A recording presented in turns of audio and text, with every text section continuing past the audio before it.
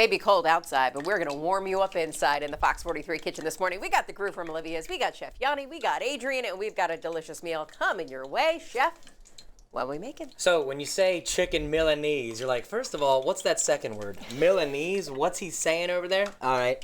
Don't say I didn't teach you anything. Milanese, all right? Referring to Milan. Where the Winter Italy, Olympics are about to be in about 2 weeks. Of course, I'm thinking of all these Obviously. things. You know, if it's in front of a screen, it's a production, folks, all right? There's a lot of planning that goes on here, okay?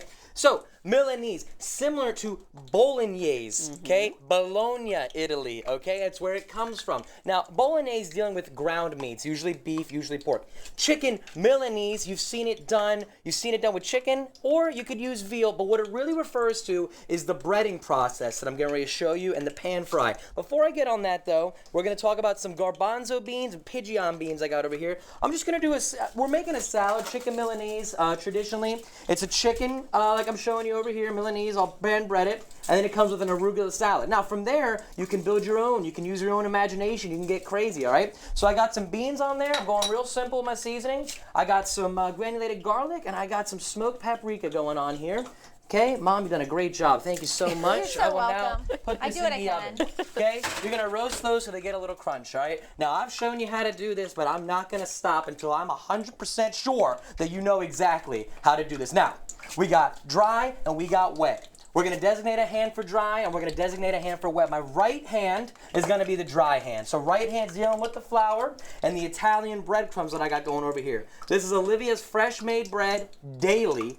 You roast it till it's dry. It's seasoned heavily with some oregano, granulated garlic, a little bit of salt and pepper. Okay? So my dry hand's going on here. I got my chicken. I took this as a chicken breast, butterflied and pounded with Thor's hammer, okay? So, here it is, okay? Notice how I'm dredging, okay? I want this thing completely covered because the flour is going to help absorb the egg. Now, here we go. Dry hand is holding.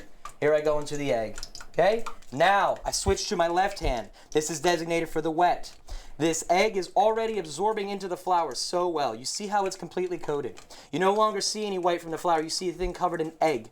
And that's great because just like the flour is absorbed by the egg, this egg is going to be absorbed now by this Italian breadcrumb. So my left hand designated with the wet. Now we're going to my Italian breadcrumb. Okay, I'm going to sprinkle some on top. This makes the dredging process easier. I'm going to spread. Now I'm going to press it in. I see a lot of people when they bread things at home. They'll bread it, they think everything's going great, and then they put it into their pan fry and all their breading comes off and they're left feeling, why did I waste my time doing this? I'm not happy with this. The reason that happens is because you're not doing this step right here. Look, I'm using my knuckles, people. Dredge this thing. Give it no option but to be completely covered. And look, already it's starting to look beautiful and this thing's still raw. Okay, so I'm going to do one more time. I'm going to flip and watch. We're going to go right in. Now, how do I know if my oil's ready to go? I don't have a fancy thermometer. Take a little bit of your breading. You see how it went in there and immediately started bubbling? If you put it in there and it didn't have any reaction, it would not be ready yet, folks, all right? So you don't need those fancy thermometers. Let's go old school. Here we go. Dry hand. You ready? Oh, my gosh. Oh, don't you just live for those kind of sounds?